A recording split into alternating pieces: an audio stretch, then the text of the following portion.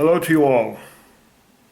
Since 2011, Syria has been in war. First it was peaceful demonstrations, and then because of those demonstrations, you had many outside proxies to destabilize Syria, and these outside proxies have taken over most of Syria.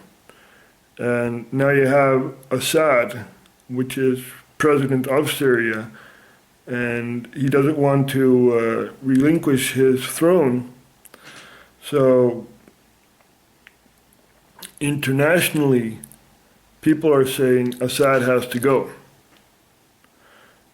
except for Russia. Russia is saying, Assad, we're going to protect you. We're going to protect you from these terrorists that are destroying your country.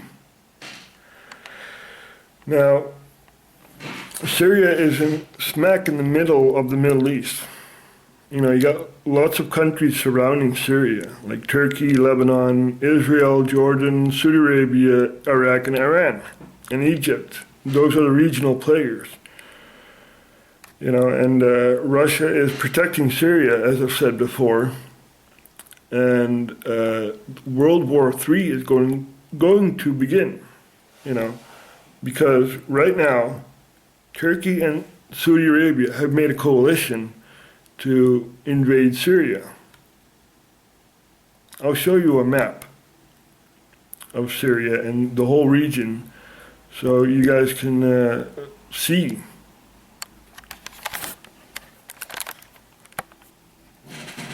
There you have Syria, there you have Iraq, there you have Iran, you see, there you have Saudi Arabia, and there you have Israel and Lebanon, and up there is Turkey. So basically you have lots of regional players that are playing a very dangerous game. Saudi Arabia has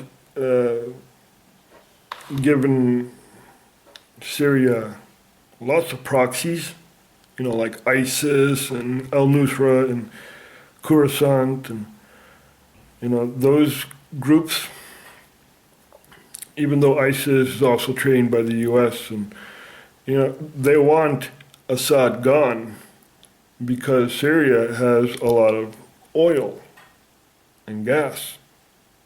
You see, Saudi Arabia wants to make a pipeline through Syria to Turkey.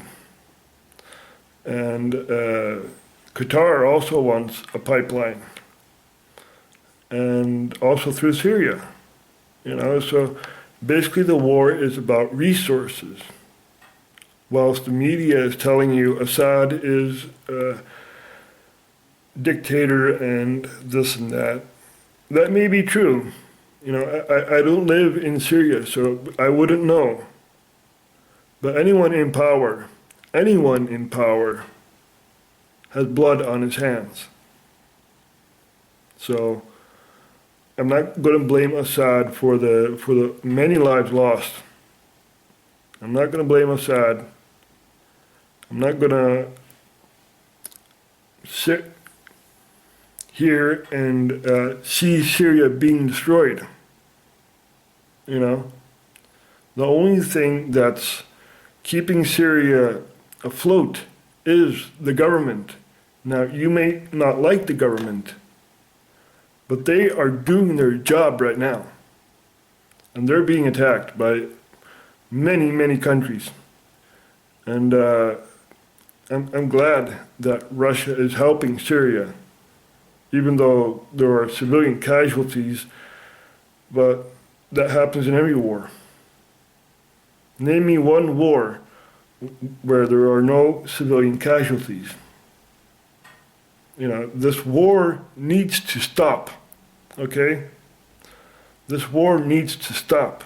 It needs to stop because Europe is being flooded, literally flooded by all sorts of immigrants. And my country, the Netherlands, had sent 200 jihadis towards Syria from the Netherlands, and it's basically very, very sad. You know, it's very sad, and I'm just here to warn you guys. You know, I can't do much. There's also a documentary about Bahrain, and it's very shocking to see how the government of Bahrain is treating its people. You know, it's very sad to see, very, very sad to see.